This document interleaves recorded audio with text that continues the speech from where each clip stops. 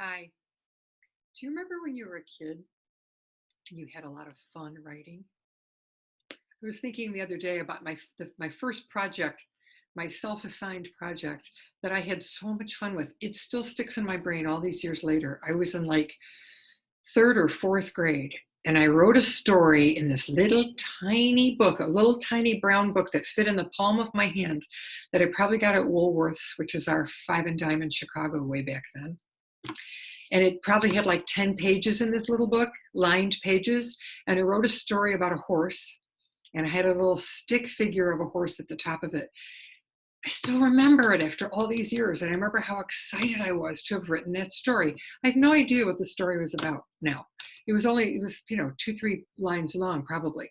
But I loved that story so much that I brought it to school. Don't remember if I shared it in the class, but I remember looking at it, when in between the teacher teaching things, I'm looking at my little book. I was so excited about my story.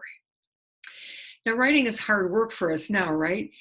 But what would happen if we could bring in that joy that we had when we were kids? Just try to somehow access that joy when we weren't worried about what other people thought about our work, or worried about publishing it, or worried about, did we do it right? No, we just had fun writing our story and drawing a picture on it. And so it's really on my mind today for some reason, maybe because I haven't been having enough joy lately in my writing. But wow, yeah, it's work, but it can still be fun. We can still draw on that childlike joy and bring that into our work.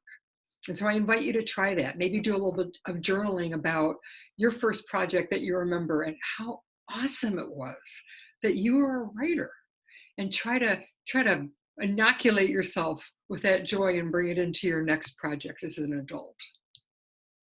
So I'm Pam Sorellis of Winged Horse Writing Studio, and I help creative writers find and strengthen their voices, discover their stories, and shape their work.